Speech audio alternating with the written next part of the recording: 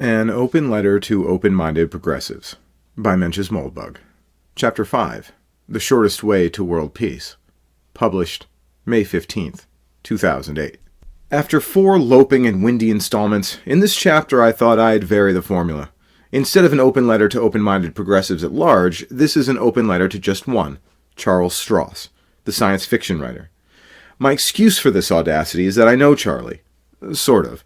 At least, we hung out in the same Usenet group in the early 90s, when he was an aspiring novelist, and I was an annoying teenager. Frankly, anyone who could tolerate me even slightly in my Rambo period is too supine to protest at any atrocity I could possibly perpetrate now. My second excuse is that last year on his Christmas wish list, Charlie included a goodie which I know a lot of you open-minded progressives have been wishing for as well. World peace. Well, it just so happens I have a plan for world peace. Only one problem. It is not a progressive plan. Do you want to hear it? Come on, I know you do. My proposal is the most obvious one imaginable. Perhaps this is why I've never heard anyone propose it. It can be expressed in one sentence. Are you ready? Here we go. The U.S. should recognize the independence and sovereignty of every government on earth, and respect it according to the principles of classical international law. Perhaps this proposal sounds progressive to you. It is meant to sound progressive. As we will see, it is about as progressive as William the Conqueror. Perhaps you doubt its power to produce the fantastic desideratum world peace. Reader, I will simply have to rely on your patience. All will be uncovered, but not immediately. Why can't I just explain my peace plan directly?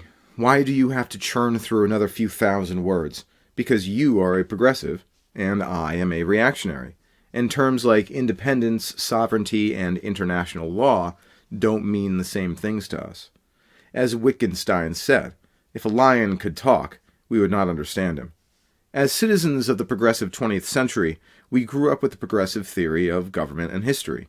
All, or almost all, intelligent people today believe this theory, and if we accept it as reality, the concept of a reactionary plan for world peace makes no more sense than a talking lion. There are 2 explanations of why everybody today, including quote-unquote conservatives, whose deviations from Whiggery are negligible by historical standards, is a progressive. The first is that progressive values are universal, and progressive analysis is irrefutable. The second is that the progressive worldview has some property, other than truth and righteousness, which has enabled it to consistently defeat its enemies. I say defeat because I mean defeat. Imagine, for example, that the Axis had won the war. There are many easy ways to construct this counterfactual, but perhaps the easiest is to imagine that Heisenberg had done a better job with the Nazi bomb. If the Nazis have nukes in, say, 1943, the road to Nazi 2008 is pretty straight. The question is, in our Nazi 2008, what would Wikipedia look like? Let us assume there is a Nazi Wikipedia. Let us assume it has exactly the same NPOV policy it has today.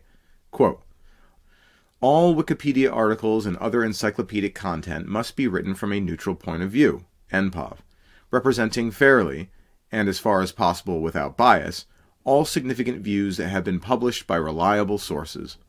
End quote. Of course, in the Nazi 2008, all significant views are Nazi views. All reliable sources are Nazi sources. All the Wikipedia editors, all the contributors are, you get it. Of course, there will be diversity of opinion. There will be radical Nazis, conservative Nazis, and moderate Nazis. Nazipedia must reflect all the major currents of the great river of Nazi thought. If you really want to break your brain, imagine if the Nazi 2008 found a way to send a film crew into the real 2008 and made a propaganda documentary showing the world as it would be if the Jewish Bolshevik plutocrats had not been vanquished. The camera's eye is, of course, selective. But what would it select? But in the real 2008, Nazipedia does not exist. Why? Because there are not enough Nazis to write it. There are actually no Nazis in 2008. There are neo-Nazis, but they are low-life scum. Neo-Nazis attract only weirdos and losers because A, it is idiotic, and B, it has no chance of success. National Socialism proper, while no less idiotic, was successful. Even among the intellectual classes, not exactly its political base, it found supporters galore. There was never any shortage of talented and ambitious Nazis. Why would there be? So there is no Nazi Wikipedia, but there could be. There is no Confederate Wikipedia, but there could be. And there is no Jacobite Wikipedia, but there could be. If you can imagine the first, can you imagine the second? I can't even imagine the third, and I'm a Jacobite myself. On certain subjects, I'm sure Nazipedia would be quite reliable. Medicine, for example, or physics. Nazi nukes would have spelled fini for Deutsche Physik. It's not at all improbable that in many technical areas, the Axis scientists and engineers of 2008 would have outperformed our own. It would certainly be cool to see what, say, a Nazi CPU looked like. But on the subject of Jews, Judaism, Judaology, etc., do we care what Nazipedia has to say? We don't. We know that it is nonsense, or to be more exact, some combination of truth and misinterpretation. Perhaps there will even be some factual errors. But why should there be? As Goebbels always said, the truth is the best propaganda. If the page for Jew links you to all the sinister deeds that have ever been performed by anyone who happened to be Jewish, it will certainly suffice. Kevin MacDonald is a modern master of this game.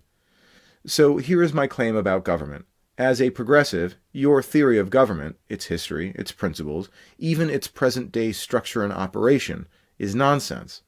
Just as a misunderstanding of Jews is a fundamental element of the Nazi synopsis, a misunderstanding of government is a fundamental element of the Whig synopsis.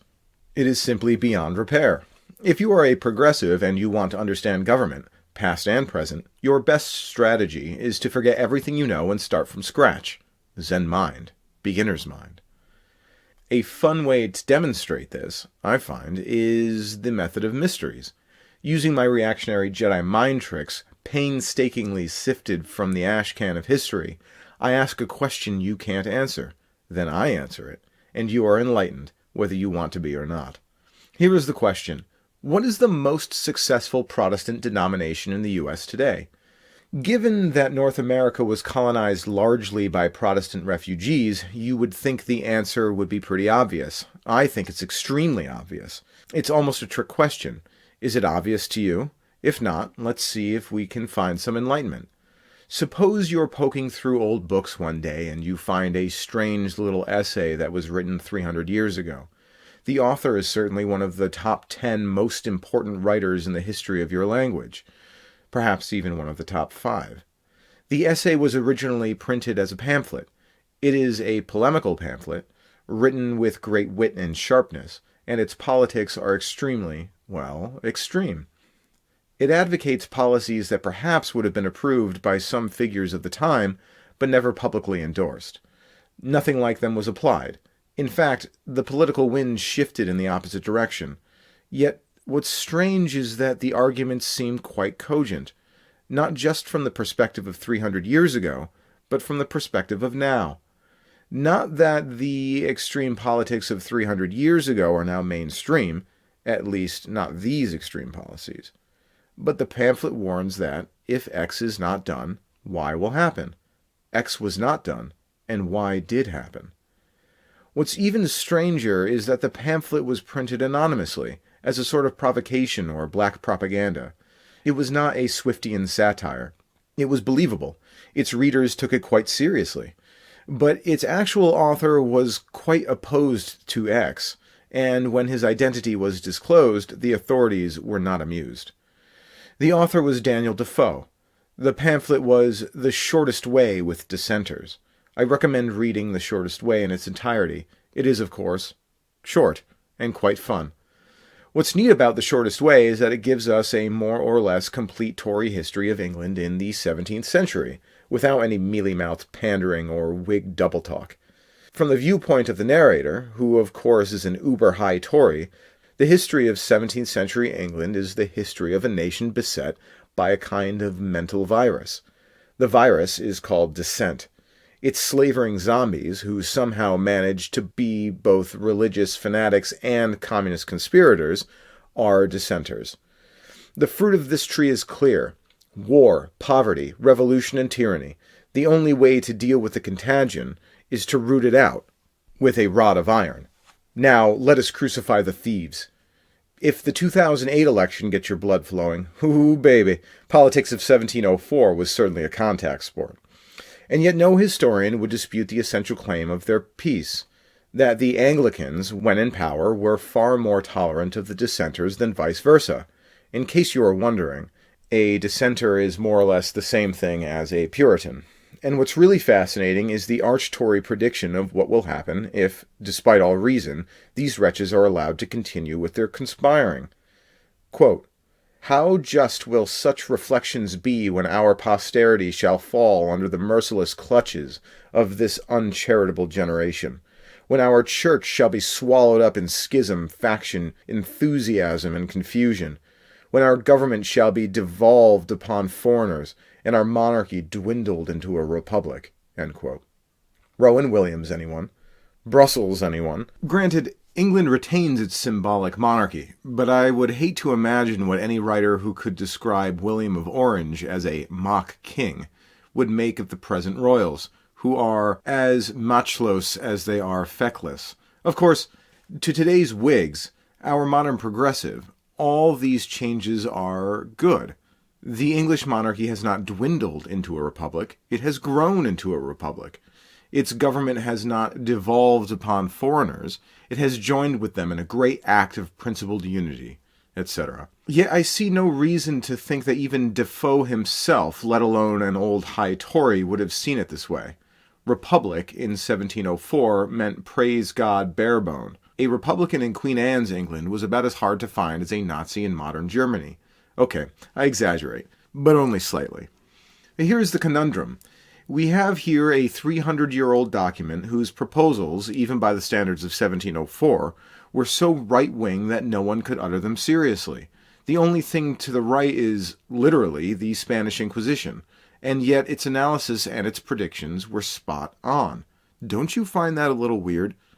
Does this answer the Protestant question? Is it a key to world peace? Neither. It is just a little clue, that's all. You go back to poking through old books, and you find another one.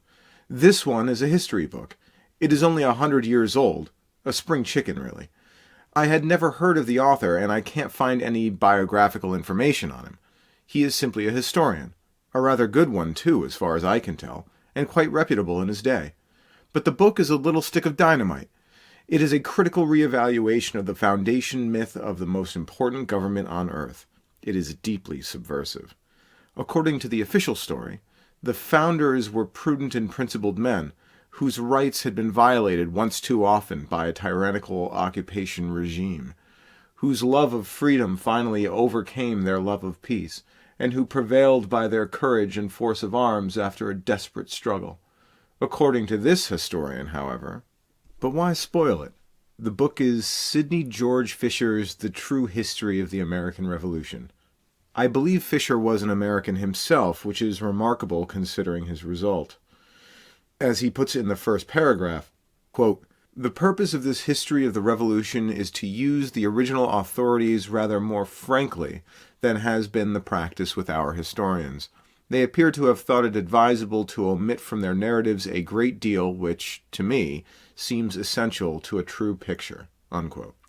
To a revision junkie like me, a paragraph like this produces an almost physical excitement. Imagine you're a crackhead, just walking down the street looking for car windows to smash, when suddenly on the sidewalk you see an enormous rock, the size of a softball. Whose is it? Who left it there? Will it fit in your pipe? Who cares? You're on it like a wolf on a baby. What, if we are to believe Mr. Fisher, did the historians omit? Let us resort again to the method of mysteries. Here are some of the questions about the American Revolution for which you may find you have no good answer. 1. Why do the American Loyalists share a nickname with the British political party? Is it just a coincidence, or does it imply some kind of weird alliance? And what is on the other side of said alliance? If the Loyalists are called Tories, why does no one call the Patriots Whigs? 2. What on earth is the British strategy? Why do the Redcoats seem to be spending so much time just hanging around in New York or Philadelphia? Valley Forge is literally 20 miles from Philly. Okay, I realize it's winter, but come on, it's 20 miles. General Washington is starving in the snow out there. His troops are deserting by the score, and Lord Howe can't send a couple of guys with muskets to bring him in? Heck, it sounds like a well-phrased dinner invitation could have probably done the trick. 3. If the Stamp Act was such an intolerable abuse, how did the British Empire have all these other colonies, Canada, Australia, yada yada, where everyone was so meek? Surely we can understand the idea that taxation without representation was the first step toward tyranny. So where is the tyranny? Where are Her Majesty's concentration camps? Okay, there was the Boer War, I guess, but more generally, why is the history of America so different from that of the colonies? 4.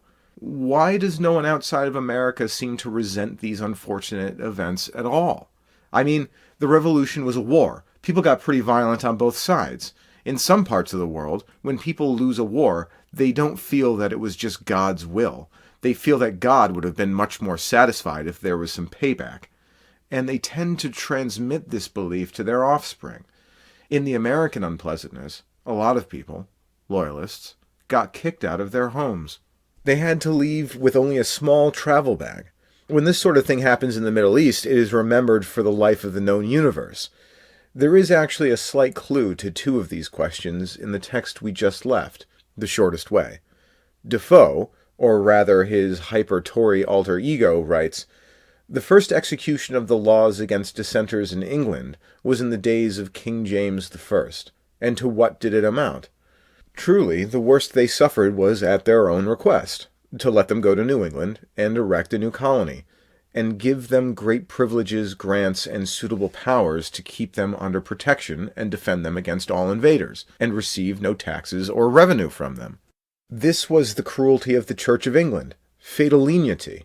It was the ruin of that excellent prince King Charles I.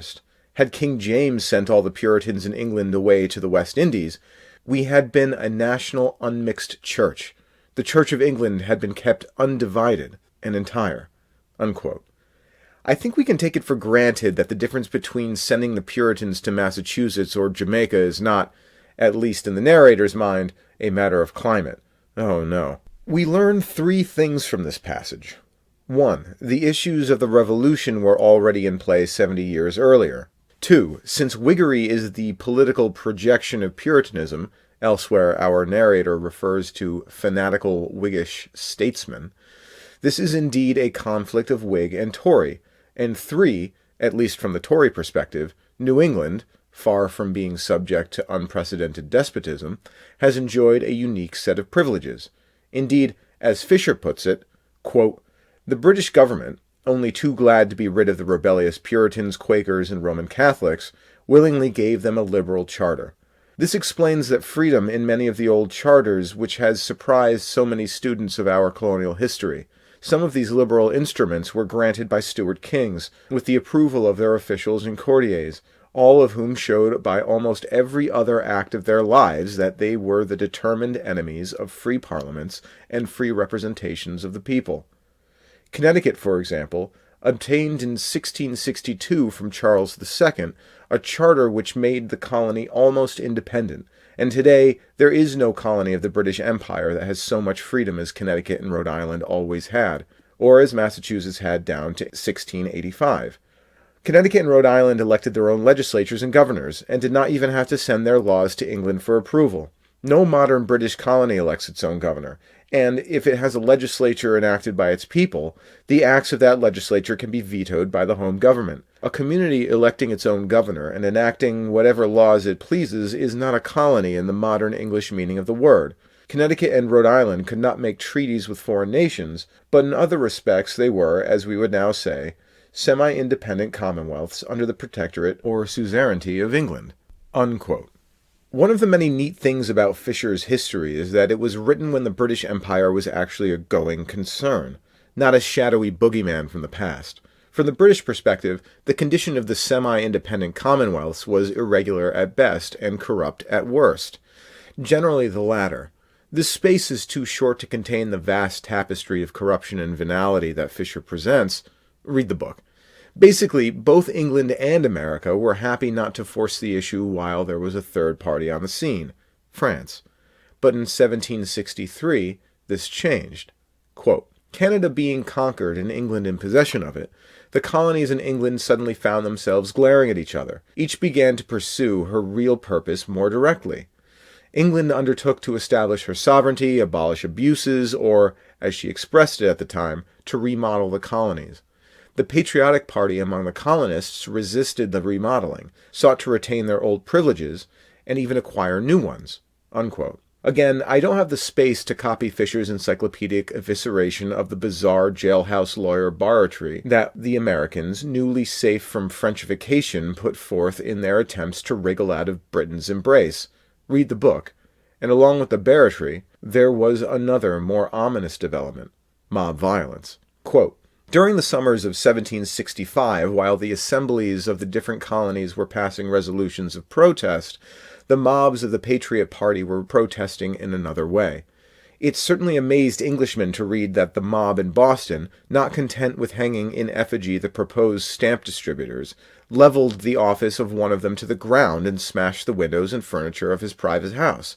That they destroyed the papers and records of the Court of Admiralty, sacked the house of the Comptroller of Customs, and drank themselves drunk with his wines, and, finally, actually proceeded to the house of the Lieutenant Governor Hutchinson, who was compelled to flee to save his life. They completely gutted his house, stamped upon the chairs and mahogany tables until they were wrecked, smashed the large gilt-framed pictures, and tore up all the fruit trees in his garden.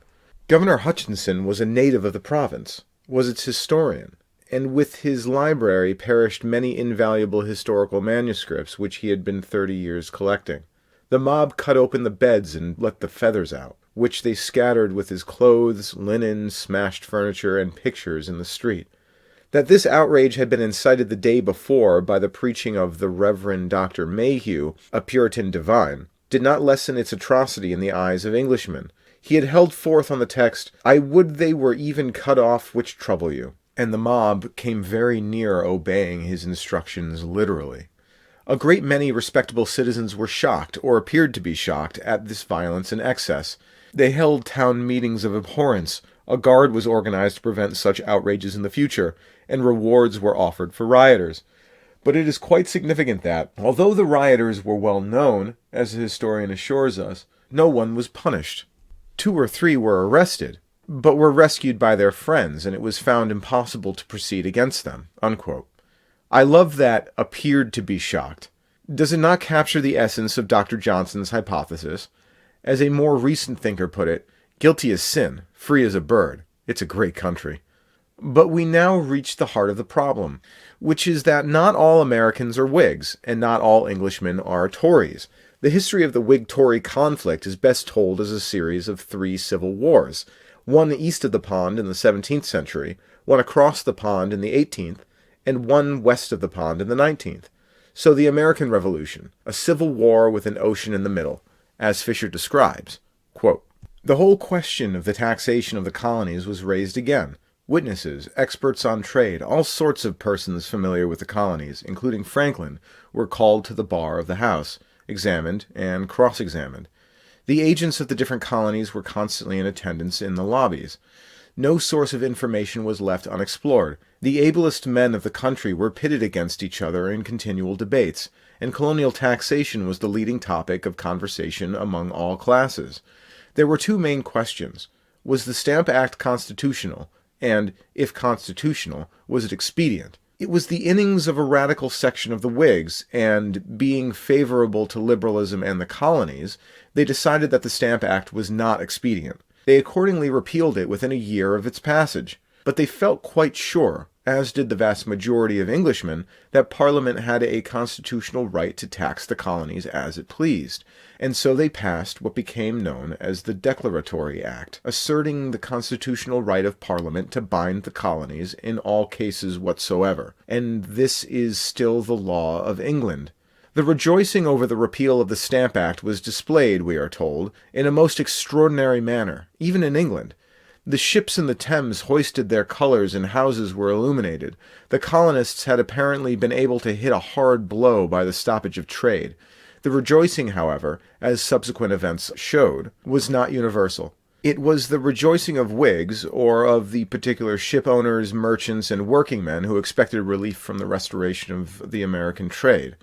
It was noisy and conspicuous. There must have been some exaggeration in the account of the sufferings from loss of trade. It is not improbable that Parliament had been stampeded by a worked-up excitement in its lobbies, for very soon it appeared that the great mass of Englishmen were unchanged in their opinion of proper colonial policy, and, as we discovered in the later years, the stoppage of the American trade did not seriously injure the business or commercial interests of England. But in America, the rejoicing was, of course, universal. There were letters and addresses, thanksgivings in churches, the boycotting associations were instantly dissolved, trade resumed, homespun given to the poor, and the people felt proud of themselves and more independent than ever because they could compel England to repeal laws. The colonists were certainly lucky in having chanced upon a Whig administration for their great appeal against taxation. It has often been said that both the Declaratory Act and the repeal of the Stamp Act were a combination of sound constitutional law and sound policy, that if this same Whig line of conduct had been afterwards consistently followed, England would not have lost her American colonies. No doubt if such a Whig policy had been continued, the colonies would have been retained in nominal dependence a few years longer. But such a policy would have left the colonies in their semi-independent condition without further remodeling or reform. With British sovereignty unestablished in them, and with a powerful party of the colonists elated by their victory over England, they would have gone on demanding more independence until they snapped the last string. In fact, the Whig repeal of the Stamp Act advanced the colonies far on their road to independence. They had learned their power, learned what they could do by united action, and had beaten the British government in its chosen game. It was an impressive lesson. Consciously or unconsciously, the rebel party among them was moved a step forward in that feeling for a distinct nationality which a naturally separate people can scarcely avoid. Such a repeal, such a going backward and yielding to the rioting, threats, and compulsion of the colonists was certainly not that firm and consistent policy which both then and now has been recommended as the true course in dealing with dependencies. The Tories condemned the repeal on this account, and in the course of the next 10 or 15 years ascribed to it the increasing coil of colonial entanglement." Unquote. This is the very nub of the issue. What's fascinating here is that we have two practical theories of how to deal with dependencies. One says that the most effective way to retain a dependency is to redress its grievances, tolerate its errors, and understand its complaints. The other says that the true course is a firm and consistent policy. This is not a moral disagreement. This is a case of is, not of ought. Both parties in England agree, or at least appear to agree, on the goal: American colonies that acknowledge the authority of Parliament. The Whigs think the most effective means to this end is to persuade America that England is really their friend, and by making concessions when concessions are demanded. The Tories think the most effective means to this end is to use firm and consistent force, to show the Americans that they have no alternative. After the war, the Whig theory became generally accepted in Britain. This answers question 4, why the British have no hard feelings. They have no hard feelings because they believe the war resulted from a British mistake. In Chapter 3, we read the first paragraph in Macaulay's History of England, that famous archetype of Whig history. From the second. Quote, "It will be seen how, in two important dependencies of the Crown, wrong was followed by just retribution, how imprudence and obstinacy broke the ties which bound the North American colonies to the parent state, how Ireland, cursed by the domination of race over race, and of religion over religion, remained indeed a member of the empire, but a withered and distorted one, adding no strength to the body politic, and reproachfully pointed at by all who feared or envied the greatness of England." End quote. Later, of course, England followed Macaulay's advice and made concessions in Ireland. As a result, the Irish have enjoyed many years of peace and have rewarded the British Empire with their eternal devotion and love. Not. History is not a science, nor is government. Neither the American experiment nor the Irish is a general case with all variables controlled. They are more like parenting. Every kid is different. Nonetheless, you'll find that most parenting experts, a few progressives excepted, indeed endorse the firm and consistent approach, and most parents consider it obvious. From a purely intellectual standpoint, the Whig theory of government is attractive because it is not obvious. In fact, it's counterintuitive. If you want to keep your colonies, set them free. It is almost a sting song, and there is a place in this theory for the intellectual. It demands explanation, whereas the firm and consistent policy is, again, obvious, and whoever made a living explaining the obvious. On the other hand, the Whig theory has another attraction, of a more practical sort. Suppose the Whig theory is right, and the Tory theory is wrong. In that case, the Tories are working against their own interests. Unusual, certainly, but not unheard of. Suppose the Whig theory is wrong, and the Tory theory is right. In that case, the Tories are advancing their own interests, and the Whigs are... See, here's the funny thing. There's a natural alliance between the American Patriot Party and the British Whigs. They are both, after all, Whigs. You'd expect some solidarity. Why don't the British Whigs just endorse the American rebels? Because it's not 2008 is why. In the 21st century, encouraging an enemy in arms against your own government is normal politics. The word treason is almost funny. In the 18th, it was a different matter. Quote, "The doctrine, exclusively American in its origin, that rebels were merely men in arms fighting for an idea, mistaken or otherwise, who, when once subdued, were allowed to go on their way like paroled prisoners of war, had not yet gained ground. Rebellion at the time was a more serious thing than it has since become under the American doctrine of the right of revolution. Most of the colonists could remember the slaughter and beheading inflicted in England on the rebels under the Pretender of 1745. The frightful hanging, torturing, and transportation of men, women, and even children, for such rebellions as that as Monmouth, were by no means yet forgotten. There was not a colonist who had not heard descriptions of London after a rebellion, with the bloody arms and hindquarters of rebels hung about like butcher's meat, the ghastly heads rotting and stinking for months on the poles at Temple Bar and on London Bridge, with their hair gradually falling off the grinning skulls as the people passed them day by day." End quote. If the Whigs in Parliament had openly sided with the rebels, dreams of the shortest way would have danced in the eyes of the Tories. The pro-American stance taken by the likes of Burke, who later redeemed himself with the Reflections, but was always a Whig, was in fact the most effective way for a British politician to support the rebels, not on the grounds that they deserve independence, but on the grounds that conciliation is the most effective way to prevent it, as a military coercion cannot possibly work. Does this at all sound familiar? We see here why the American patriots never described themselves as Whigs, and nor did their friends in Britain. If we think of the revolutionaries as Whigs, we are tempted to ask who is in the driver's seat, the ragtag armies and mobs in America, or the British intellectuals who encouraged their rebellion. We are tempted to see the revolution as a continuation of British politics by another means, much as our Republican and Democrats of today might find themselves backing opposing armies in some insignificant country halfway around the world. Obviously, this could never happen, but it would be very disturbing. You will note that the Whig theory of the American Revolution cannot in any way be regarded as directly proven.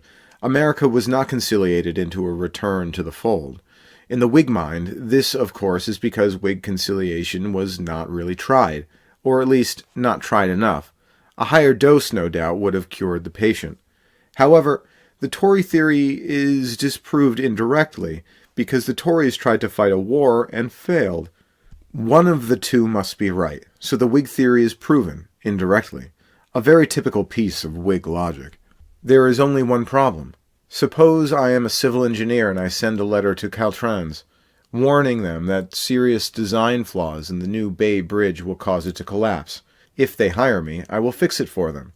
They ignore my letter. The bridge collapses. This makes me a prophet, or at least a whistleblower. On the other hand, suppose an acetylene torch with my fingerprints on it is found around the base of the bridge. This puts the matter in a different light, n'est-ce pas? And so, for the failure of the Tories to suppress the American Revolution to be regarded as evidence for the Whig theory of conciliation, it sure would be nice to know that the reason the Tories failed isn't that the Whigs prevented them from succeeding. I am neither a specialist in the period nor a historian at all, so I will simply point out one undisputed fact in the matter, which is that two of the leading British generals, Howe and Cornwallis, were Whigs, in fact, Whig MPs. For the rest, I will leave you in Fisher's hands. Perhaps he is right, and perhaps he isn't. What's really interesting is that no one seems to care. After all, we live in a world which is more or less ruled by the U.S. government, whether through its military power or its quote-unquote moral leadership. Washington is not without critics, and you would think that anti-Americans everywhere would leap at an interpretation of history that presented the American project as more or less fraudulent from day one. And perhaps they will. Perhaps Sidney George Fisher will go viral. Perhaps by next week, Ayman al-Zawahiri will have a printout in his cave. Unfortunately, the True History has a lot of bad page scans, but you can also try his Struggle for American Independence, a later 2-volume expansion. I am afraid no Arabic translation is available. But I doubt it, because the True History, as a loyalist or Tory history, is a reactionary history. It would afford rich amusement to any reactionary anti-Americans that might bump into it. However, since there are only about 15 reactionary anti-Americans left in the world, none of whom is under the age of 60, I think Google can put off that server upgrade for a while. What is reactionary anti-Americanism anyway? Charles Francis Adams expressed it well in his essay, A National Change of Heart, from 1902. Quote, I recalled my first experiences in England far back in the 60s, and again more recently, during the Commercial Depression and contest over the free coinage of silver in 1896. Then, especially in the earlier period, nothing was too opprobrious, nothing too bitter and stinging, for English lips to utter of America, and men and things American. We were, as the Times, echoing the utterances of the governing class, never wearied of telling us a dishonest and a degenerate race. Our only worship was of the almighty dollar. A hearty dislike has openly expressed, in terms of contempt which a pretense of civility hardly feigned to veil. They openly exulted in our reverses. Our civilization was, they declared, a thin veneer, democracy a burst bubble. End quote. In the 1960s, too, nothing was too opprobrious for English lips to utter of America. But were we a degenerate race of barbarians ruled by the mob? Au contraire. Now, America was not democratic enough. We had become reactionary fascist capitalist pigs, and in between, as Adams describes, there was a honeymoon. Quote, and now what a change, and so very sudden. Nothing was too good or too complimentary to say of America. Our representatives were cheered to the echo, in the language of Lord Rosebery at King Alfred millenary celebration at Winchester, on the day following the McKinley funeral. The branches of the great Anglo-Saxon stock were clasping hands across the centuries and across the sea, and the audience applauded him loudly as he spoke. End quote. Ah, the great Anglo-Saxon stock. As Hunter S. Thompson put it, we've certainly learned a lot about race relations since then. So, in the course of a century, we see Britain passing from anti-Americanism through pro-Americanism back to anti-Americanism. Is this a reversal? Did the pendulum swing and then swing back?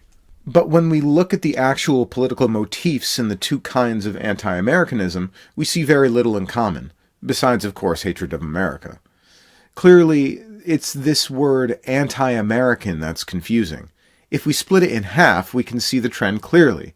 To be counter-American is to resist American political theory. To be ultra-American is to accept American political theory so completely that you become more American than America itself, and you feel America is not living up to her principles. Thus, we have a monotonic trend, increasing acceptance of American political theory. Adams has an interesting explanation. Quote, the first was the outcome of our gigantic, prolonged Civil War. At one stage of that struggle, America, loyal America, I mean, touched its lowest estate in the estimation of those called, and in Great Britain considered, the ruling class. The aristocracy, the men of business and finance, the army and navy, the members of the learned professions. Nonetheless, they then saw us accomplish what they had in every conceivable form of speech pronounced impossible. We put down the rebellion with a strong hand, and then, peacefully disbanding our victorious army, made good our every promise to pay. We accomplished our results in a way they could not understand, a way for which experience yielded no precedent. Nonetheless, the dislike, not unalloyed by contempt, was too deep-rooted to disappear at once, much more to be immediately transmuted into admiration and cordiality. They waited. Then several striking events occurred in rapid succession, all within 10 years. I am no admirer of President Cleveland's Venezuela diplomacy. I do not like brutality in public any more than in private dealings. Good manners and courtesy can always be observed, even when firmness of bearing is desirable. Nonetheless, bad for us as the precedent then established was, and will yet prove, there can be no question that, so far as Great Britain was concerned, the tone and attitude on that occasion adopted were productive of results at once profound and, in some ways, beneficial. The average Englishman from the very bottom of his heart respects a man who asserts himself, provided always he has the will, as well as the power, to make the self-assertion good. This, as a result of our Civil War, they felt we had. We had done what they had most confidently proclaimed we could not do, and what they, in their hearts, feel they have failed to do. Throughout our rebellion, they had insisted that, even if the conquest of the Confederacy was possible, which they declared it manifestly was not, the pacification of the Confederates was out of the question. They thought also they knew what they were talking about. Had they not for centuries had Ireland on their hands? Was it not there now? Were they not perpetually floundering in a bottomless bog of Hibernian discontent? Would not our experience be the same, except on a larger scale and in much more aggravated form? The result worked out by us wholly belied their predictions. Not only was the rebellion suppressed, but the Confederates were quickly conciliated. The British could not understand it. In the case of Transvaal, they do not understand it now. They merely see that we actually did what they had been unable to do, and are still trying to do. The Spanish War showed that our domestic conciliation was as complete as had been that of conquest." Unquote. In other words, they love us because we're badass. Quite a contrast to the present-day theory of anti-Americanism, but hardly refuted by it. Quite a bit of badassery has flowed under the bridge since Venezuela arbitration. Supposedly, Eisenhower used barnyard language on the phone to Anthony Eden in the Suez Crisis. Eden was not an uncultured man. He was surely familiar with the old counter-American tradition, and I suspect he muttered once or twice to himself that if Palmerston and Russell had just bit the bullet and recognized the freaking Confederacy, none of this would be happening. Adams' point boils down to the truism that a rational actor, if forced to take sides in a conflict, should choose the side more likely to win. Recently, another prominent statesman expressed the same point in more equestrian terms. Thus we understand Ultra-Americanism. In a world where all the real shots are called in Washington, Ultra-Americanism is the most effective way to influence said calls. First, you ally yourself with the Ultra-Americans in America proper, of which there has never been any shortage. What is Howard Zinn, an Eskimo? By definition, power in America is moving in the direction of these actors, so you are on the winning team. Secondly, you add your weight to the winning team, thus entitling yourself to some kind of payback, by expressing the following sentiment ad nauseum. America, we hate you, and if you don't start living up to American principles, we will continue to hate you. Of course, none of this is a conscious strategy. It just happens to work. You might be surprised how many Americans ascribe their support for ultra-American politics to this phenomena, which enables the likes of Barack Obama to talk about, quote, America's moral leadership. As a counter-American put it, if America is a moral leader, you really have to wonder who the moral followers are. Has the planet really sunk so low? Yes, I'm afraid it has. If you hate America, but you're tired of being an ultra-American, especially now that everyone else is one, why not consider a switch to the counter-American persuasion? I have just the perfect book for you. It's called Memoirs of Service Afloat by Admiral Raphael Semmes, and it is the great Confederate novel, or would be if it was fiction. If you have ever felt yourself tempted to use the phrase universal Yankee nation in a disparaging sort of way, run. Do not walk to Admiral Semmes. Bear in mind, however, that many of your other opinions will need to change. But we note something else in Adams' presentation. It is quite inconsistent with the Whig theory of the American Revolution. No wonder the British are impressed. Macaulay has just been telling them that Americans cannot be conquered and pacified by mere military force. Along comes universal Yankee nation and does just that. Perhaps it's just Yankees proper who are invulnerable, like the Lord's Resistance Army to bullets. And we are reminded once again of the shortest way. Quote, Sir Roger Lestrange tells us a story in his collection of fables of the cock and the horses. The cock was gotten to roost in the stable among the horses, and there being no racks or other conveniences for him, it seems he was forced to roost upon the ground. The horses, jostling about for room, and putting the cock in danger of his life, he gives them his grave advice. Pray, gentlefolks, let us stand still, for fear that we should tread upon one another. There are some people in the world who, now they are unperched, and reduced to an equality with the other people, and under strong and very just apprehensions of being further treated as they deserve, begin with Aesop's cock, to preach up peace and union, and the Christian duty of moderation, forgetting that, when they had power in their hands, those graces were strangers in their gates. Unquote. So we see that when Whigs rebel against Tories, Tories should stand still for fear we should tread upon each other. When the shoe is on the other foot, however, those graces were strangers in their gates. This is not a matter of the merits of the rebel causes in the American Revolution and the Civil War. As a progressive, of course, you believe, not very strongly, that the first rebellion was just, and you believe very strongly that the second was unjust. These are matters of morality, over which we cannot argue. The question is the physical efficacy of coercive suppression in both cases. Your theory of history, which of course you did not invent but have received, assures you that coercion could not have worked in the first case.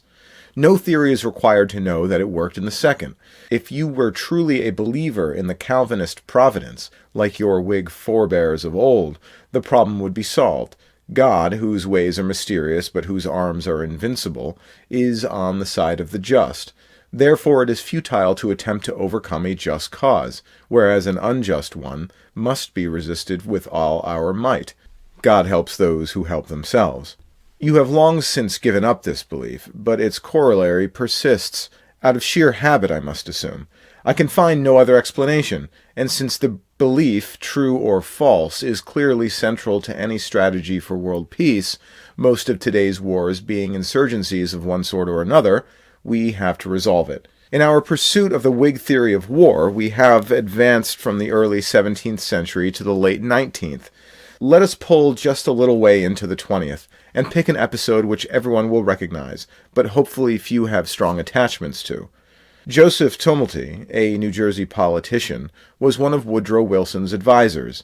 Think Colonel House, minus 20 IQ points.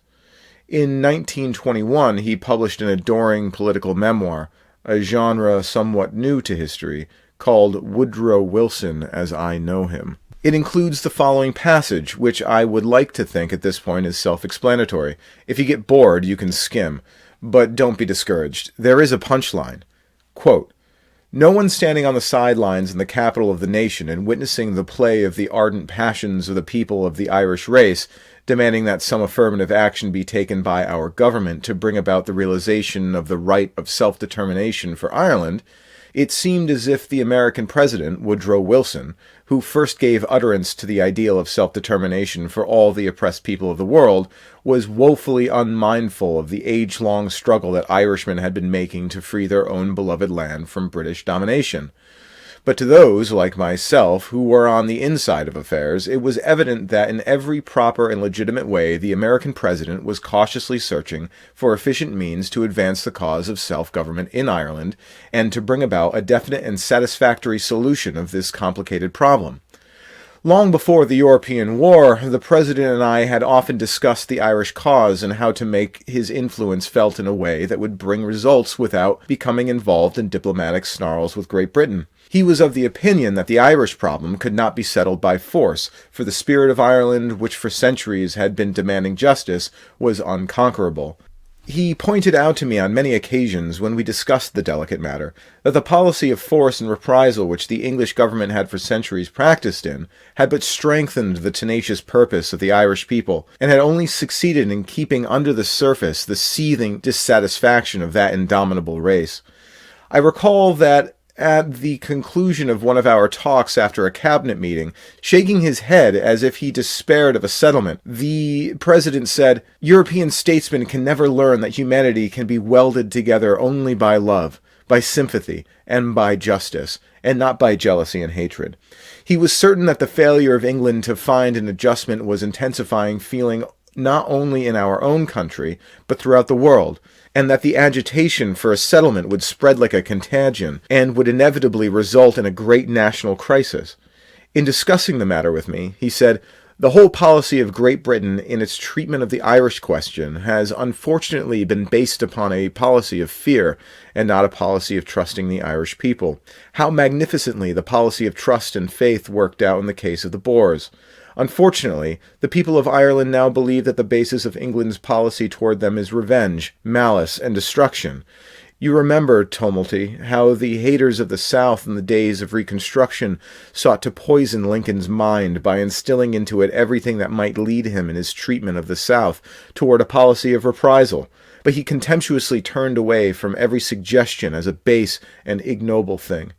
Faith on the part of Great Britain in the deep humanity and inherent generosity of the Irish people is the only force that will ever lead to a settlement of this question. English statesmen must realize that in the final analysis, force never permanently settles anything.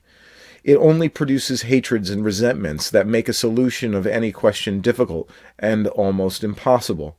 I have tried to impress upon the Englishmen with whom I have discussed this matter that there can never be a real comradeship between America and England until this issue is definitively settled and out of the way. Many times in informal discussions with British representatives that came to the White House, the President sought to impress upon them the necessity for a solution, pointing out to them how their failure was embarrassing our relations with Great Britain at every point. I am sure that if he could with propriety have done so, Woodrow Wilson would long ago have directly suggested to Great Britain a settlement of the Irish question, but, unfortunately, serious diplomatic obstacles lay in the way of an open espousal of the Irish cause. He was sadly aware that under international law no nation has the right to itself in anything that directly concerns the affairs of another friendly nation, for by the traditions of diplomacy, such interference puts in jeopardy the cordial relations of the nations involved in such controversy. Long before he became president, Woodrow Wilson had eloquently declared his attitude with reference to self-government for Ireland, and had openly espoused the cause of Irish freedom. In a speech delivered at New Brunswick, New Jersey, on October 26, 1910, he said, quote, "Have you read the papers recently attentively enough to notice the rumors that are coming across the waters? What are the rumors? The rumors are that the English program includes not only self-government for Ireland, but self-government for Scotland and the drawing together in London or somewhere else of a parliament which will represent the British Empire in a great confederated state upon the model, no doubt, of the United States of America, and having its power to the end of the world. What is at the bottom of that program? At the bottom of this idea that no little group of men like the English people have the right to govern men in all parts of the world without drawing them into real substantial partnership, where their voice will count with equal weight with the voice of other parts of the country. This voice that has been crying in Ireland, this voice for home rule, is a voice which now supported by the opinion of the world. This impulse is a spirit which ought to be respected and recognized in the British Constitution. It means not mere vague talk of men's rights, men's emotions, and men's inveterate and traditional principles, but it means the embodiment of these things in something that is going to be done, that will look with hope to the program that may come out of these conferences. If those who conduct the government of Britain are not careful, the restlessness will spread with rapid agitation until the whole country is aflame, and then there will be revolution and a change of government." Unquote. In this speech, he plainly indicated that his plan for settlement of the Irish question was the establishment of some forum to which the cause of Ireland might be brought, where the full force of public opinion of the world, including the United States of America, could be brought to play in a vigorous and wholehearted instance upon a solution of this world-disturbing question. As we read the daily papers containing accounts of disturbances in Ireland, what a prophetic vision underlay the declaration contained in the speech of Woodrow Wilson in 1910. Quote, "If those who conduct the government of Great Britain are not careful, the restlessness will spread with rapid agitation until the whole country is aflame, and then there will be revolution and a change of government." Unquote. I recall his passionate resentment of the attitude and threats of Sir Edward Carson, leader of the Unionist forces in the British Parliament, when he read the following statement of Carson carried in the American press after the passage of Home Rule through the House of Lords. Quote, "In the event of this proposed Parliament being trusted upon us, we solemnly and mutually pledge ourselves not to recognize its authority. I do not care twopence whether this is treason or not." Unquote. Discussing Carson's utterances, the president said, "I would like to be in Mr. Asquith's place. I would show this rebel whether he would recognize the authority of the government or flaunt it. He ought to be hanged for treason. If Asquith does not call this gentleman's bluff, the contagion of unrest and rebellion in Ireland will spread until only a major operation will save the empire. Dallying with gentlemen of this kind, who openly advocate revolution, will only add to the difficulties. If those in authority in England will only act firmly now, their difficulties will be lessened. A little of the firmness and courage of Andrew Jackson would force a settlement of the Irish question right now." End quote. I swear to God, I have alighted nothing except where indicated. Tumulty segues directly from the unconquerable spirit of the Irish to the firmness and courage of Andrew Jackson. There is not even a segue. It's just bam, bam. Check it out for yourself. Page 397. Did you catch that? Also, the bit about how magnificently the policy of trust and faith worked out with the Boers? Yeah, trust, faith, and concentration camps. What Wilson means, as in his reference to the South, is that after the Boer War, Britain devolved a large amount of local responsibility on the South African government, after, of course, delivering a thorough and comprehensive ass-whooping with the firmness and courage of Andrew Jackson. Mr. Tumulty, of course, was an Irish ward boss political hack. He was not writing for 2008, but he made the wonderful gaffe of omitting the Whig theory of revolution and the Whig theory of rebellion in a single breath, where we can see how oddly they fit together. The Whig theory of rebellion turns out to just be the Tory theory of revolution. They can coexist, but only with a distinction between justified revolution and unjustified rebellion. That is implausible, to say the least. And yet, as a progressive, you believe them both, and you will never confuse the two. Imagine, for example, that some confused conservative intellectual had responded to the crimes of Timothy McVeigh, or Eric Rudolph, or Byron de la Beckwith, with Wilsonian rhetoric about deep-seated grievances or age-old struggles or whatnot. These men were not revolutionaries. They were rebels. That's it. They were right-wing political criminals, rather than left-wing ones. They deserved to be crushed. And somehow this did not prove hard at all, nor did right-wing intellectuals experience any difficulty in choosing not to excuse their acts. Here's a fact that may have escaped your attention. There has never been a successful right-wing insurgency. That is, there has never been any successful movement employing the tactics of guerrilla or urban guerrilla or terrorist war, in which the guerrilla forces were to the political right of the government forces. To some extent, you can classify Franco in Spain as a successful right-wing rebel, but his forces were more organized and disciplined than the government's. Franquismo was a coup that turned into a rebellion, and it succeeded in the end only because, for unusual reasons, England and the U.S. declined to intervene against it. For example, if oppression and injustice really are the cause of insurgent movements, why was there never anything even close to an insurgency in any of the Soviet bloc states, excepting, of course, Afghanistan, a rather suspicious exception? You may be a progressive, but you can't be such a progressive that you believe there is no such thing as communist oppression. Yet it never spawned any kind of violent reaction. What's up with that, dog? The obvious answer is just Defoe's, quote, "When they had the power in their hands, those graces were strangers in their gates," unquote. The cause of revolutionary violence is not oppression. The cause of revolutionary violence is weak government. If people avoid revolting against strong governments, it is because they are not stupid, and they know they will lose. There is one and only one way to defeat an insurgency, which is the same way to defeat any movement. Make it clear that it has no chance of winning, and no one involved in it will gain by continuing to fight. I mean, think about it. You hear that in country X, the government is fighting against an insurgency. You know nothing else. Which side would you be on? The government, of course, because it is stronger by definition. It has more men and more guns. If it didn't, it wouldn't be the government. So insurgency in the modern age is not what it appears to be. It is an illusion constructed for a political audience. If Fisher is right, it was not the Continental Army that prevailed in 1783, but the alliance of the Continental Army and the British Whigs. Together they produced a new Whig republic to replace the old one that had collapsed with Cromwell's death. Neither could conceivably have achieved this mission alone. Insurgency, including what we now call terrorism, is thus a kind of theater. Guerrilla theater, you might say. It exists as an adjunct to democratic politics, and could not exist without it. I exclude a partisan campaign of the Peninsular War type, in which the guerrillas are an adjunct to a war proper. The goal of an insurgency is simply to demonstrate that the violence will continue until the political demands of its supporters are met. The military arm produces the violence. The political arm explains, generally while deploring the violence, that the violence can be stopped by meeting the demands, and only by meeting the demands. What's so beautiful about its design, at least from the devil's perspective, is that it requires no coordination at all. It is completely distributed. There is no command and control. It often arouses suspicion when politicians and terrorists are good friends.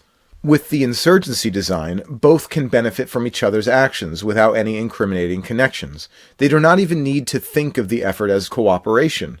Insurgents and politicians need not even share a value system. There is no reason at all, for example, to think that Ayman al-Zawahiri shares any values with the American progressives.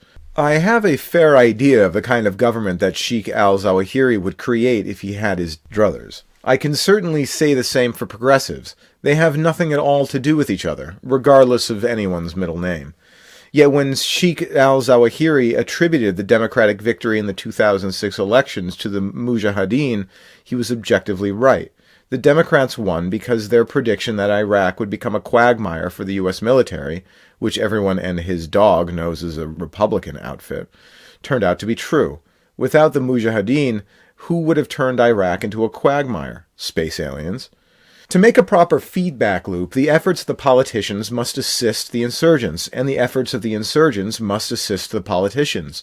The al-Zawahiri effect, which is not exactly a unique case, is a good example of the latter. The former is provided by a tendency in Whig politics that we can call anti-militarism. Anti-militarism assists the armed struggle in the most obvious way, by opposing its opponents.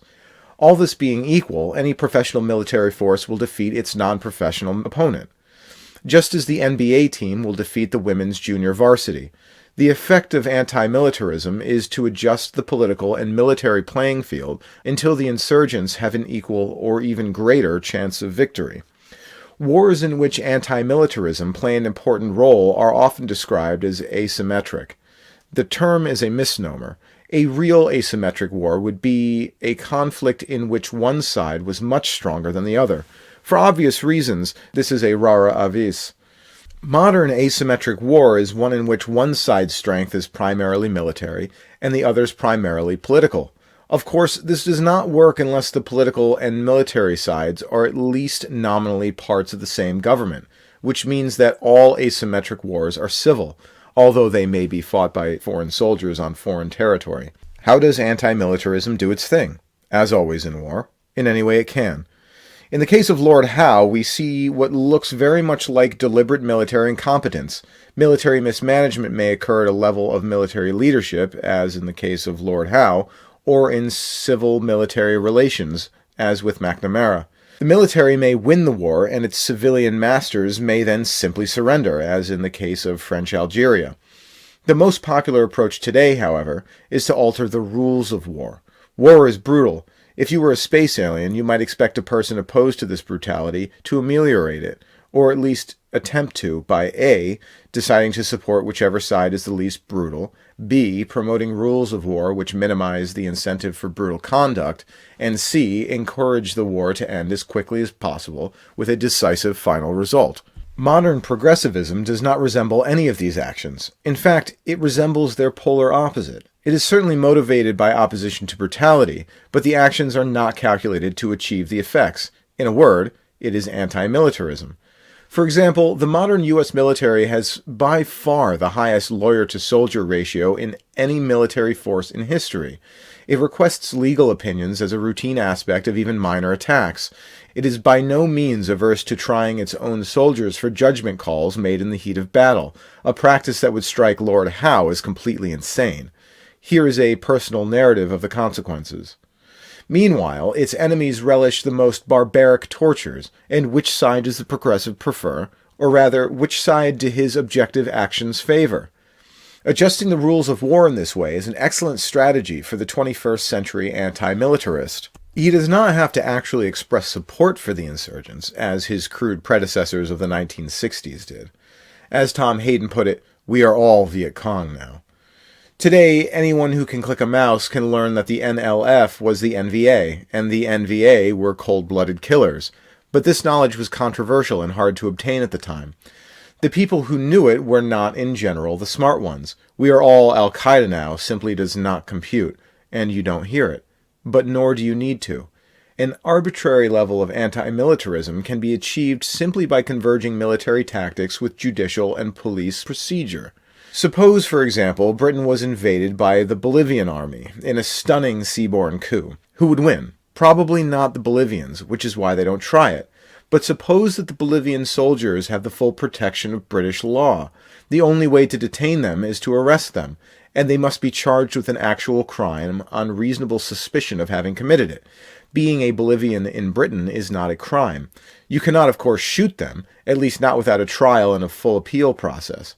Any sort of indiscriminate massacre, as via artillery, airstrikes, etc., is of course out of the question, etc. So Britain becomes a province of Bolivia. War is always uncertain, but the Bolivians certainly ought to give it a shot. What do they have to lose? A few soldiers who might have to spend a little time in British jail. Not exactly the black hole of Calcutta, so why not? And this is how anti-militarism produces war. War is horrible, and no one is willing to fight it unless they have a chance of winning. Anti-militarism gives the insurgents that chance, and this is the other half of the feedback loop. Now we're ready to answer the question that you've probably forgotten about. What is the most successful Protestant denomination in the United States? Successful is a tricky word, should we count it statistically, by mere numbers. But I am a reactionary. Head count and warm bodies mean nothing to me. Better to count it by influence and importance. Whose counsels are heard in the corridors of power? To what sect do the rich, famous, and fashionable belong? Who controls the prestigious institutions? But an even trickier word is denomination.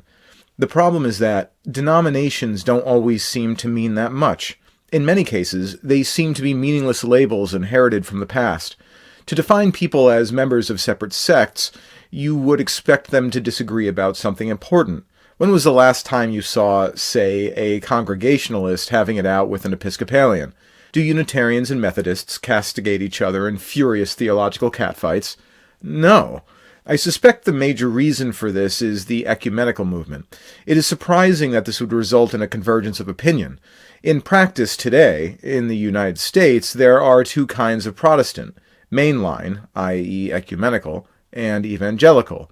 Confusingly, the people described as evangelical in the 19th century are the ancestors of today's mainliners. I prefer to say traditionalist. As one would expect from this history of the great Christian faith, these two sects hate each other like cats and dogs. Mystery resolved. And as the name suggests, mainliners are more socially prestigious and far more likely to be found in positions of influence or authority. Does this answer the question? Not quite. The thing about mainline Protestant beliefs is that they are not only shared by Protestants. You can find Catholics, Jews, Muslims, and quite a few atheists who hold essentially the same worldview as the mainline Protestants. And what is a moderate Muslim? A Protestant Muslim, more or less. For the last century and a half, one of the most influential American sects has been the Unitarians. The beliefs held by the Unitarians have changed over time, but modern Unitarians, or Unitarian Universalists, believe that you can be a Unitarian while being any religion, or no religion at all.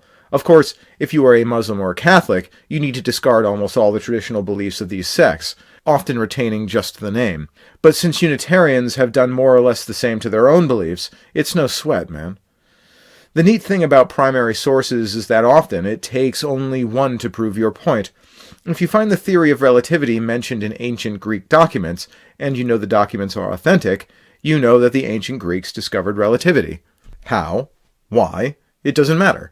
Your understanding of ancient Greece needs to include Greek relativity. One of the discoveries that impelled me to start this blog was an ancient document. Well, not that ancient, actually. It's from 1942. It is of unquestionable authenticity. In fact, it is still hosted by the same organization that wrote it. If you are an old Unqualified Reservations reader, you've seen this before. If you are an open-minded progressive, you may be surprised. The document is linked here. Narrator's note. The link is to an archived PDF on the Unqualified Reservations website. Quote, Religion, American Malvern. Monday, March 16th, 1942. These are the high spots of organized United States Protestantism's super-Protestant new program for a just and durable peace after World War II. 1. Ultimately, a world government of delegated powers. 2. Complete abandonment of U.S. isolationism.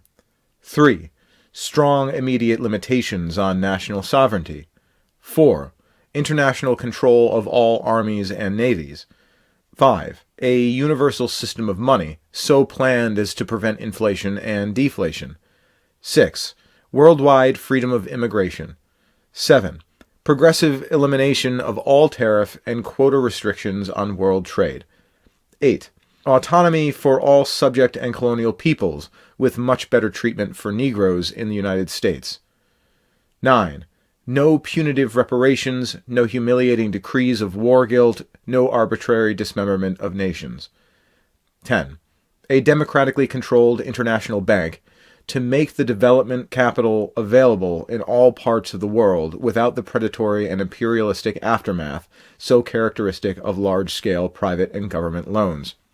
This program was adopted last week by 375 appointed representatives of 30-odd denominations called together at Ohio Wesleyan University by the Federal Council of Churches. Every local Protestant church in the country will now be urged to get behind the program. As Christian citizens, its sponsors affirmed, we must seek to translate our beliefs into practical realities and to create a public opinion which will ensure that the United States shall play its full and essential part in the creation of a moral way of international living.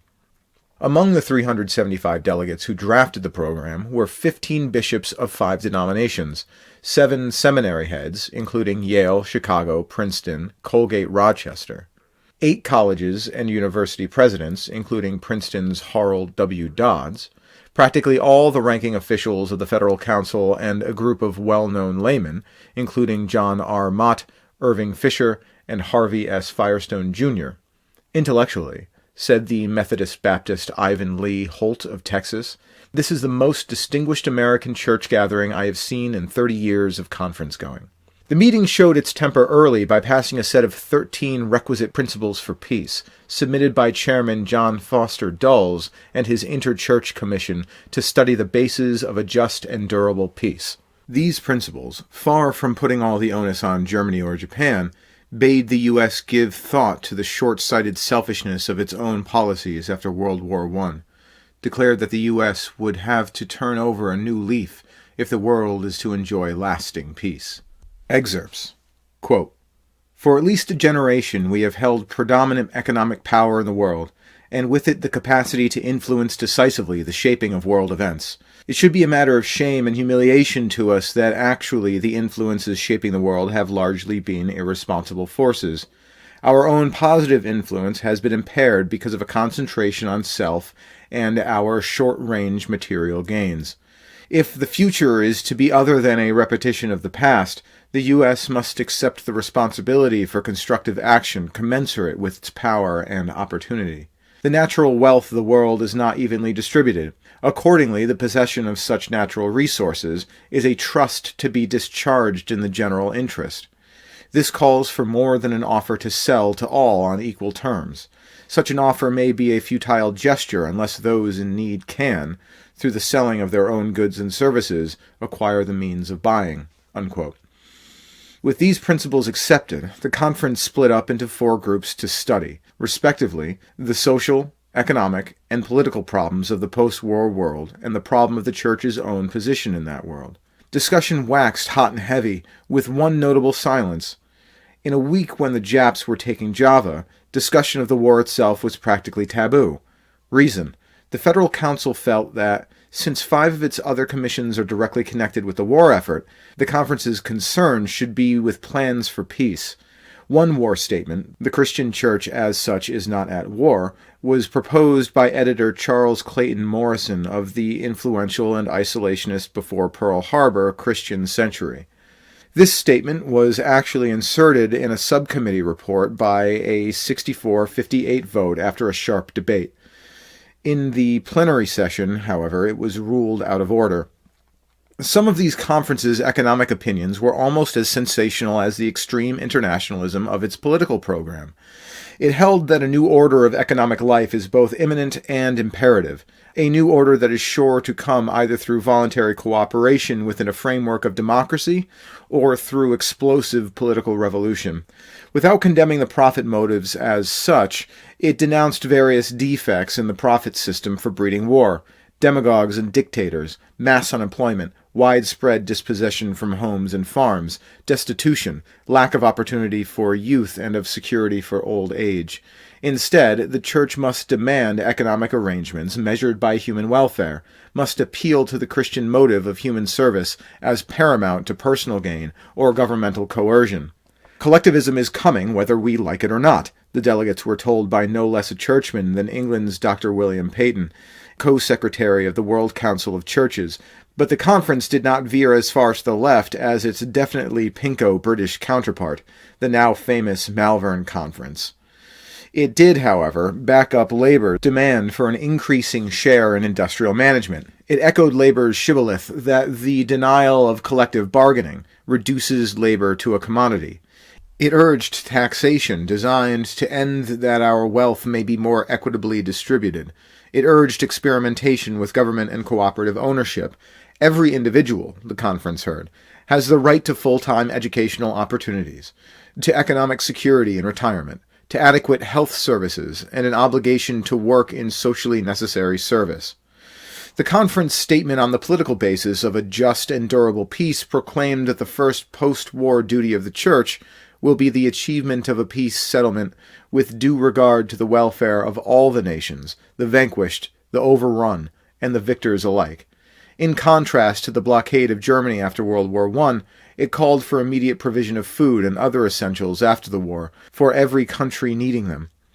"We must get back," explained Methodist Bishop Francis J. McConnell, "to stable material prosperity, not only to strengthen men's bodies, but to strengthen their souls." Politically, the conference's most important assertion was that many duties now performed by local and national governments can now be effectively carried out only by international authority. Individual nations, it declared, must give up their armed forces, except for preservation of domestic order, and allow the world to be policed by an international army and navy. This League of Nations with teeth would also have the power of final judgment in controversies between nations, the regulation of international trade, and population movements among nations. The ultimate goal? A duly constituted world government of delegated powers, an international legislative body, an international court with adequate jurisdiction, international administrative bodies with necessary powers, and adequate international police forces and provisions for enforcing its worldwide economic authority. Despite their zeal for world political, social, and economic unity, the churchmen were less drastic when it came to themselves. They were frank enough to admit that their own lack of unity was no shining example to the secular world, but did no more than call for a new era of interdenominational cooperation in which the claims of cooperative effort should be placed, so far as possible, before denominational prestige. Unquote. The program of the Federal Council is immediately recognizable as the modern progressive agenda, but that adjective is not used except in its dictionary sense. Nor is the other adjective that is generally associated with the same program. Liberal.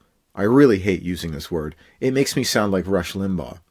Instead, what is the adjective our reporter uses to describe this program? Super Protestant. In other words, we have a candidate for the most successful Protestant denomination in the United States today. The denomination is progressivism itself. Progressives, at least the majority of progressives, do not think of themselves as a religious movement. In fact, presumably for its adaptive reasons, they have discarded almost every trace of theology, though there is still some lingering fondness for the Prince of Peace. But the line of descent from the English dissenters to Bill Moyers is as clear as that from chimp to man. After some failed experiments, I coined the name Universalism for progressivism understood as a Protestant sect, and have been using it for a while. I am still not sure about this word, though it is appropriate for several reasons, theological and mundane. It seems inoffensive, and progressives will often describe themselves as small u universalists. But progressive is what its adherents call themselves, and it seems polite to respect this. I may just go back and forth. Whatever you call it, progressivism is not just a religious movement. It is not just a matter of spiritual opinion. Like classical Islam, it is a complete way of life, and it comes with a political arm, Whiggery. Whether you believe the dissenter Whig complex is good or evil, you cannot avoid admitting that it is the most successful religious and political movement in the history of the known universe. So that's one answer to our question. There is an even more disturbing answer, though. Another way to measure success is by fidelity of transmission. While universalism is most certainly descended from the 17th century American Puritans, read The Puritan Origins of American Patriotism if you don't believe me, your average Puritan would be absolutely horrified by progressive beliefs, as would just about anyone in the 17th century. But who is the closest? Actually, there is a 17th century of extremist dissenters whose beliefs closely track modern progressivism. They are not identical. That would be too much to expect. But you will have to work hard to find any point on which the two conflict, at least to the point where someone might get into an argument. Many superficial rituals and traditions have been discarded, but modern members of this sect are certainly progressives, and the sect, though young by dissenter standards, has been quite influential ever since the writing of The Shortest Way. I refer, of course, to the Quakers. If the Time reporter had described the program of Federal Council as super Quaker, he might well have confused his audience, but his theology would have been, if anything, more accurate. The history of mainline Protestantism in America is more or less the history of its Quakerization. Basically, we are all Quakers now. Even I find Quaker writings remarkably sympathetic, and I am a reactionary Jacobite. There is a reason, though, that they were expelled from England. Here, in this fascinating 1917 discussion of Quakers in World War I, which, in the great Quaker style, both innocent and shameless, is hosted by the Quaker Heritage Press, is an example of what creeps some people out about the Quakers. Quote, "It should be noted in the first place that in practice the Quaker attitude upon this issue, the war, is no more than that of socialists, of whom some are ardent nationalists and some are inveterate pacifists. The Friends have their patriotic and military heroes. Betsy Ross, who made our first flag, was a member of this society. Thomas Mifflin, a major general and Washington's first aide-de-camp, was a Quaker. So was Major General Nathaniel Greene. So was Jacob Brown, a Bucks County schoolmaster who rose to be Commander-in-Chief of the United States Army. Robert Morris financed the Revolution largely by means of Quaker loans. John Bright, one of the foremost of English Quakers, justified the American war to exterminate slavery. Whittier's abolition poems were militant to the last degree. Even William Penn proposed an international league to enforce peace, requiring compulsion by arms if necessary. The doctrine of pacifism, nevertheless, has always been vital in the principles of Quakerism, and one of the curious chapters in American history deals with the strange expedients which members of the society employ to make their genuine love of country harmonize with their beliefs by supporting necessary projects of defense which they could not officially countenance. Franklin gives an illuminating account of the embarrassment given them in the Pennsylvania Assembly whenever application was made to grant aids for military purposes. Unwilling to offend the government, and averse to violating their principles, he says they used a variety of evasions, the commonest one being to grant money for the king's use, and avoid all inquiry as to the disbursement.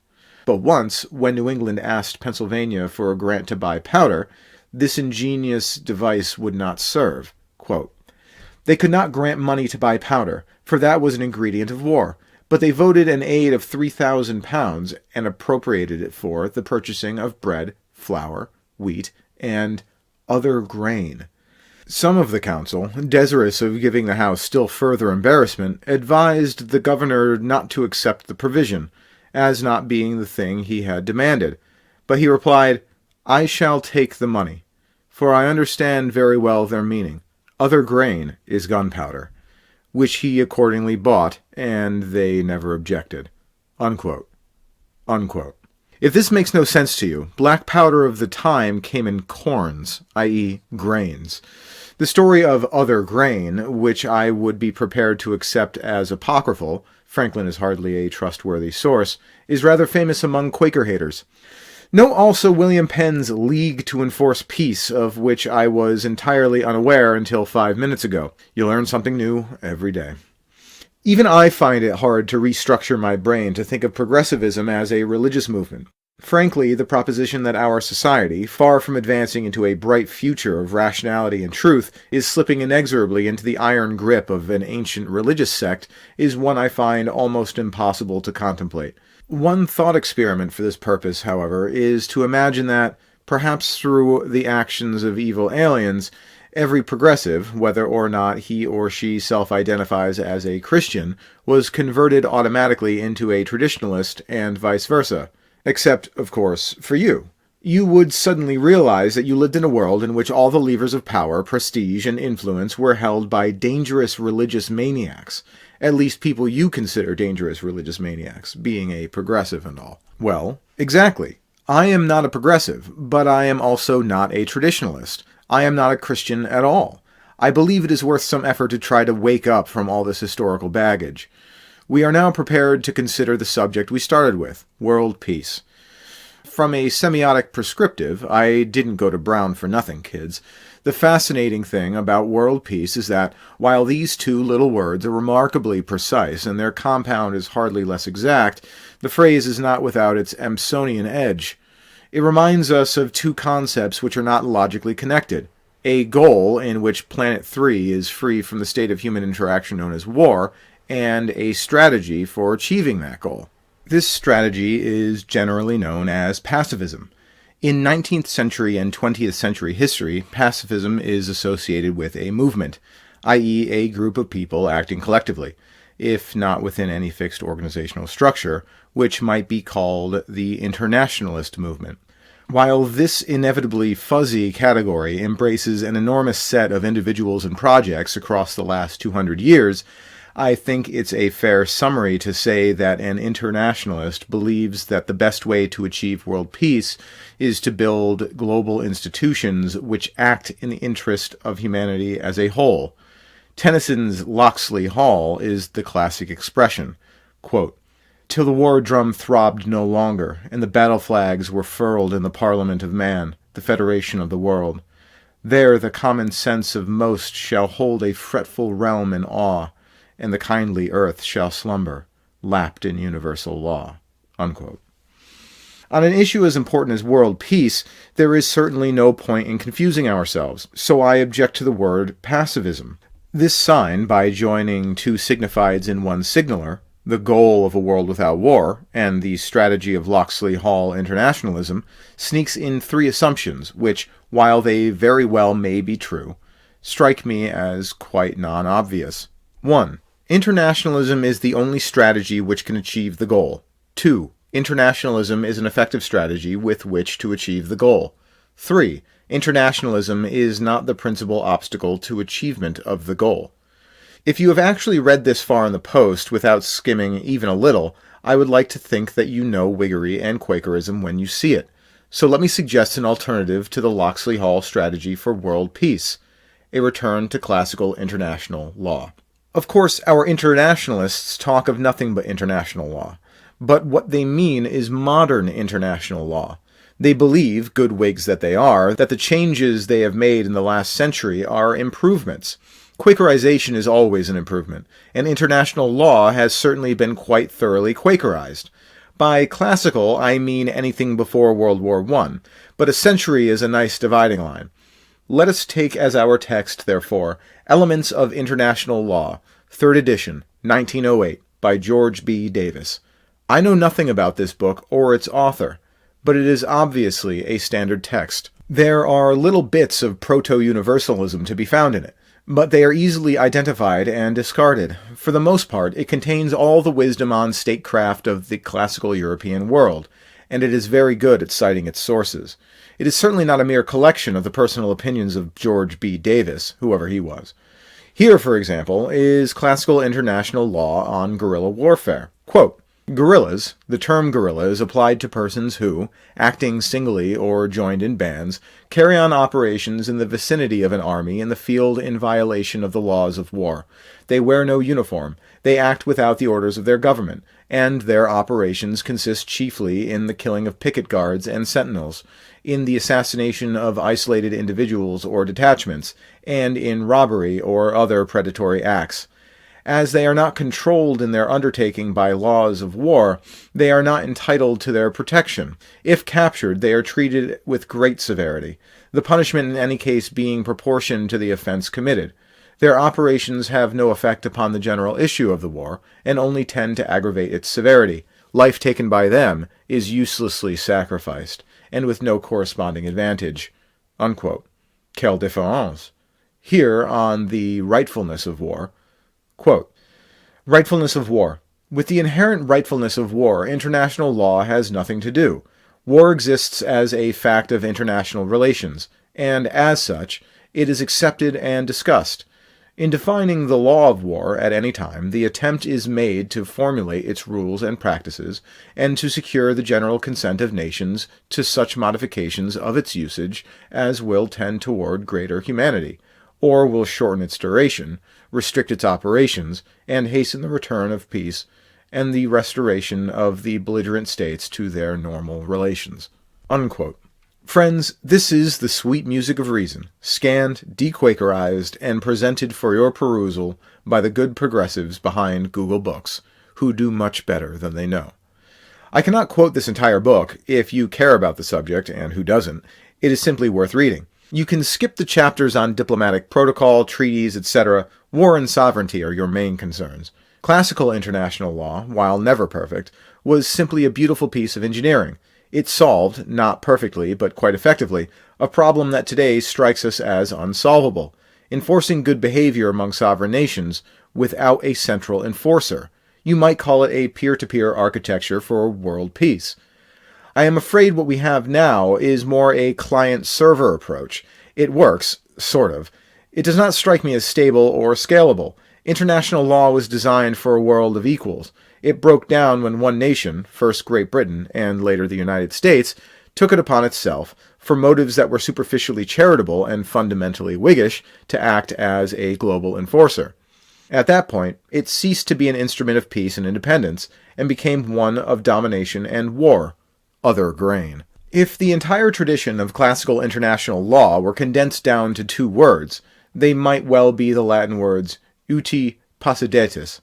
If there is a single phrase that is the key to world peace, it is this one. Amazingly enough, it even has a Wikipedia page, although the classical concept is confused with the modern, and quite oxymoronic, one of uti possidetis juris. The idea of uti possidetis is the principle that every government is legitimate and sovereign. All governments are de facto. Their borders are defined by the power of their military forces.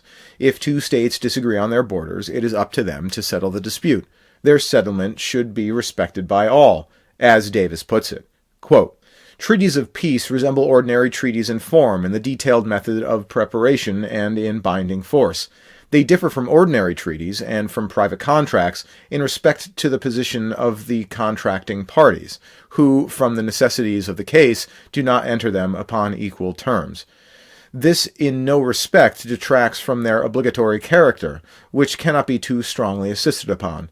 Agreements entered into by an individual, while under duress, are void, because it is for the welfare of society that they should be so. If they were binding, the timid would constantly be forced, by threats or violence, into a surrender of their rights, and even into secrecy as to the oppression under which they were suffering.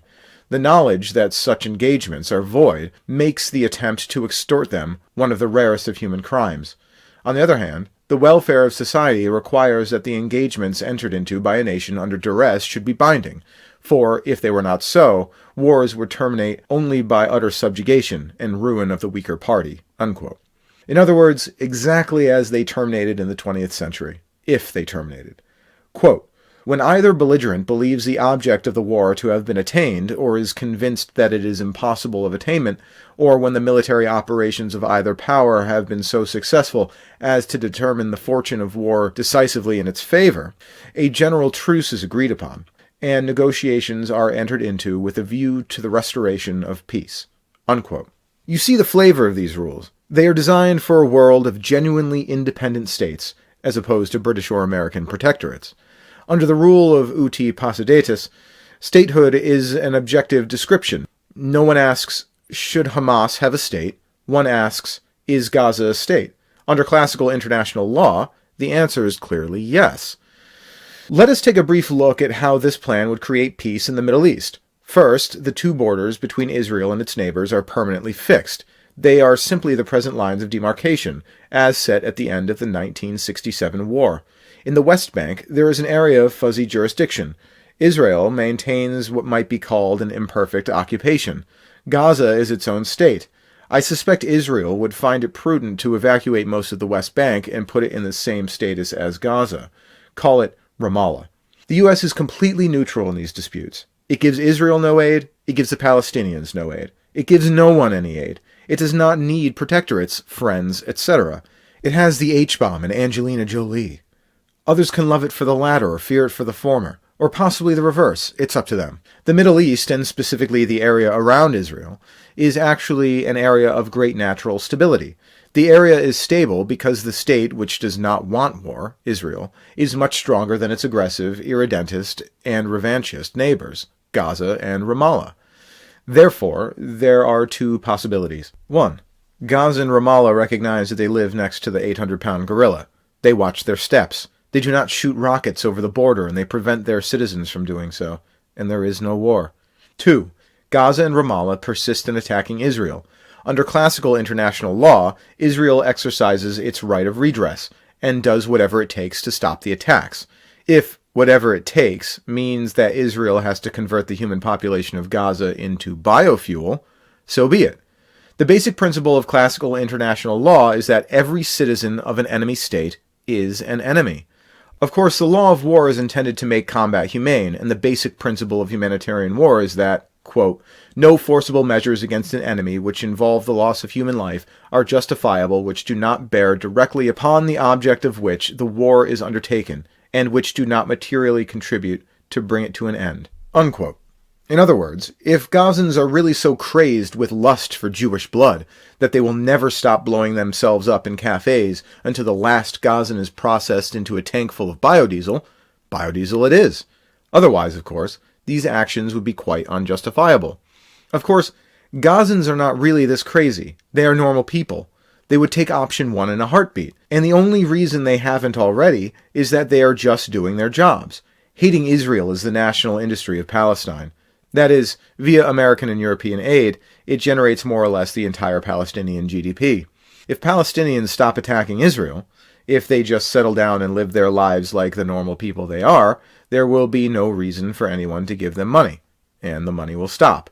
Aha, you cry. But justice! The Palestinians cry for justice!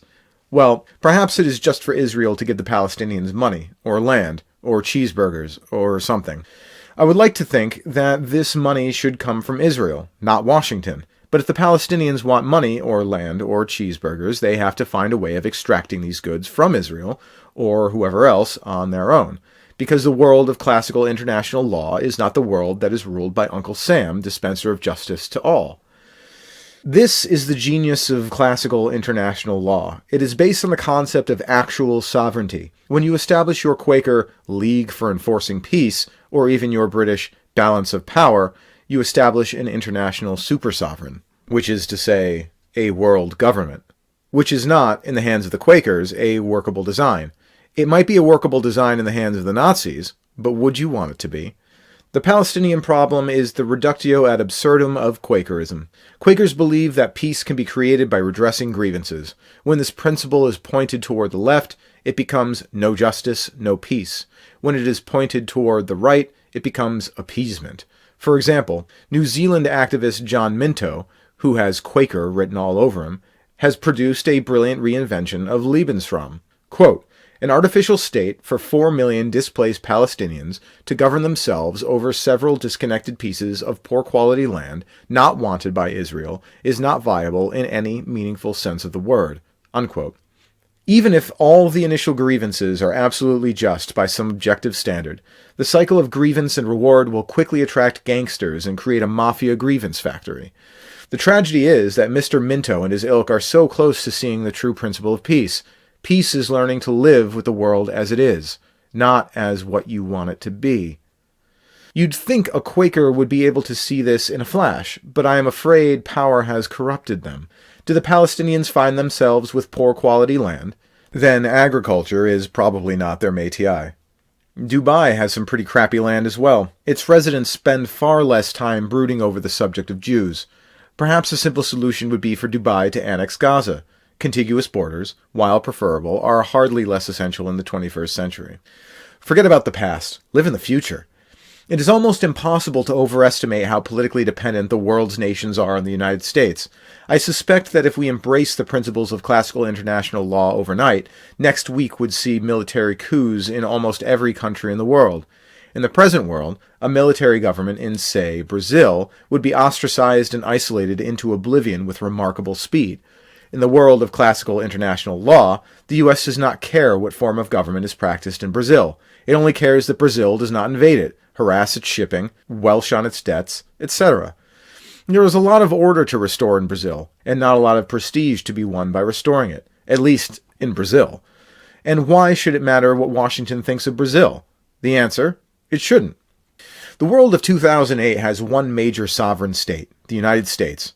There are two smaller ones, Russia and China, which has passed through communism to a system of government that might almost be described as neo-reactionary. By avoiding dependency on American aid, the oil kingdoms of the Gulf also retained a certain level of sovereignty. Iran and its satellites are trying to achieve stable sovereignty by building nuclear weapons and being insanely aggressive toward America. Hopefully their aggressions will stop after they succeed, but who knows. The salient financial feature of the present world is the gigantic trade deficit between the democratic world and the neo-reactionary world in favor of the latter. This is not a coincidence. The Gulf states are neo-reactionary because they have oil, which has enabled them to preserve something vaguely like their traditional forms of government, rather than becoming just more third-world protectorates of the State Department. Russia, too, has oil, which, after communism, had the same effect. And China has that real rah-rah-v, a healthy capitalist industrial base, a consequence of its bold resistance to democracy. This financial imbalance is oddly reminiscent of the situation between the communist and Western worlds before the collapse of the former. Of course, it could just be a coincidence. Don't get your hopes up. This one will take a while. There was a funny article the other day in the Times. It seems Kuwaitis have noticed that they have democracy, that Dubai doesn't, and that the latter seems to be rather better off for it. Don't miss the picture of Kuwait's financial district. Side-splitting. Not that Kuwait has much democracy. It's a constitutional monarchy. But Dubai is an absolute monarchy, and the difference is remarkable, especially since Kuwait has way more oil than Dubai. The great wave of Whiggery has washed to the end of the world and the top of the beach. Its source is not moral righteousness, but mere power. That power is waning. It still looks like the future, but not as much as it used to. Patches of sand are starting to show through the water. Will another wave come? Or will the water just wash back? And if so, will it wash back slowly? Or will it all just disappear one day, the way communism did?